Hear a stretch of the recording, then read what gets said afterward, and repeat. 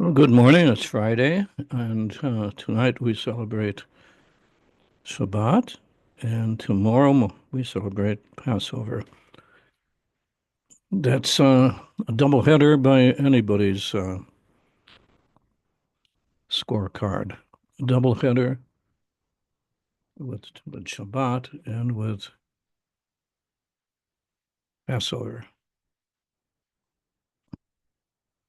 Why do we celebrate Passover? I believe most of you are familiar with that if you are following me on my blogs and on my Facebook. David Ramati at Facebook. I have a lot of information there. And please avail yourself of the opportunity to visit my Facebook page. There's going to be a lot of empty chairs this Pesach, this Passover, for those who didn't make it, and those who are in captivity, and those who are seriously injured. This is a wake-up call for Israel. This has been probably, I would say, the longest war since the War of Independence. And, well, I don't want to say that we're losing the war, because we're not losing the war, but we're not winning the war. The war has not been won, and it may possibly never be won because of the international problems we have and we're facing right now.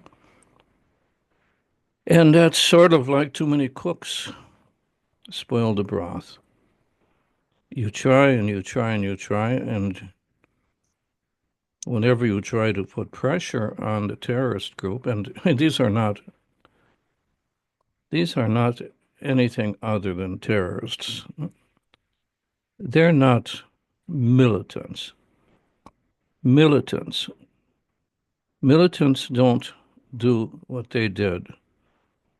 Terrorists do that. Militants are basically different than terrorists. The Hamas terrorists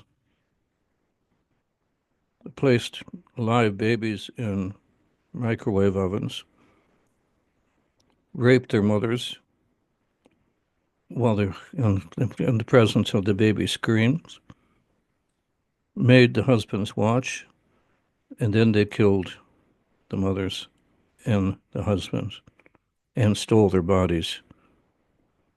So that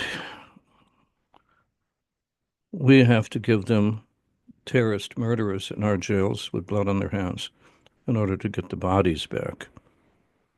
Let alone the people that are being held. We have the same problem. One hostage has been hundreds of terrorists who will be returned to Gaza, who will take up arms, who will teach in the schools hatred of Jews, and another generation, somewhere down the line, will attempt to kill all of us in Israel. Well, that's really what I've been trying to tell you about Amalek. Every generation they come back until they're utterly destroyed. Will we utterly destroy them? Probably not. Will they come back? Certainly. Now, these are thoughts that it's difficult to think on the Passover where the entire Jewish people were released from captivity in Egypt, wandered for years and years and years and years until they basically, the entire, what we call Dor Midbar, that's the generation that was in the desert from the beginning, all died. They all died in the desert, and only Yeshua and his assistant were allowed to come in to the land of Canaan, the promised land. Moses himself was not allowed into the promised land. Moses was taken to what's called in Arabic Jabal Musa. That's in the Saudi Arabian Peninsula, across from Jericho, and he saw the entire future for the Jewish people. And as we've lived the future of the Jewish people, it couldn't have been a happy vision, a vision of torment, a vision of destruction, a vision of genocide, a vision of constant wars, a vision of pain. But the Jewish people lived through all that and will live through all that going forward from now until the days of what we call the Mashiach. You talk about the Messiah, but we talk about the Mashiach. It's an entirely different concept. We're not talking about the distant future. We're talking about very soon. And what does that mean? What kind of enlightenment will that bring? Well, probably enlightenment by force. But we enjoy Passover. We do. We truly do enjoy it. It's the one time a year that we remember our roots. We get together and we celebrate with those of us that are still alive or not in jail or not in hospital. This will probably be a Passover that's a little bit sweet and a little bit sad. We don't see an end to the war. We trust President Trump. When Trump is ready, he'll give us the green light to destroy the atomic power plant, the atomic um, factories in Iran. He'll give us a green light. Who's going to be the first to bomb them? Us or the U.S. Air Force? I don't know. It doesn't really matter too much as long as we destroy that threat to the world. I'm not sad. I'm just a little bit tired. And I don't know how the world can continue to live the dream, knowing that the forces of evil are so close. I wrote the book, Memory of Destinies, back in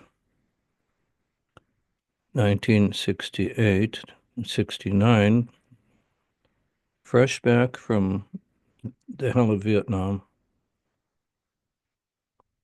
And in my opinion, it's like the Red Badge of Courage.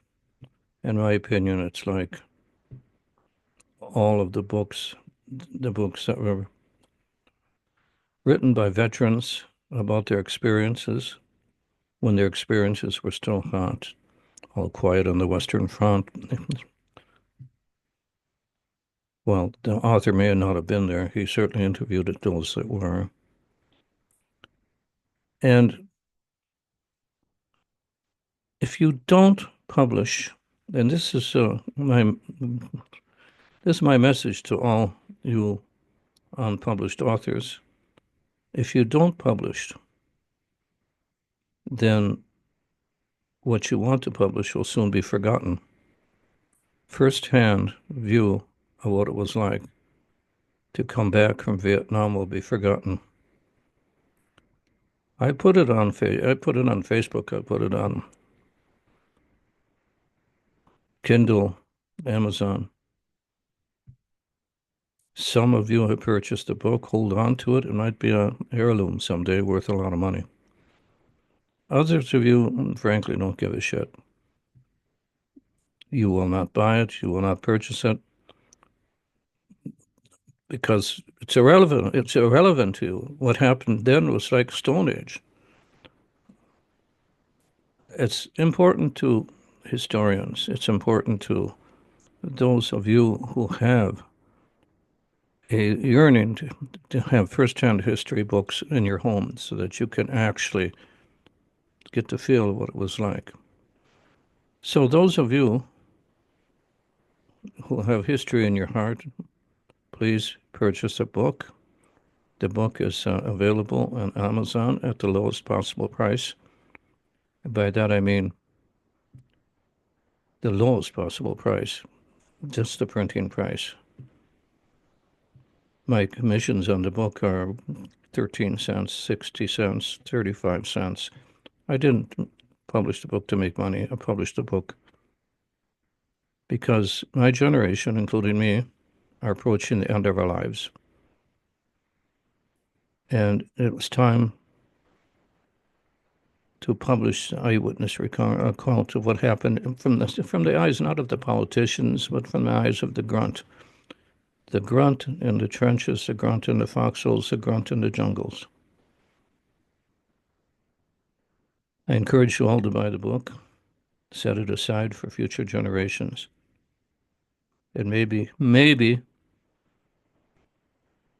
we can learn a little bit about the futility of politics and war. Well, happy Passover to all of you, and Shabbat Shalom. I will be with you, hopefully, again after Passover.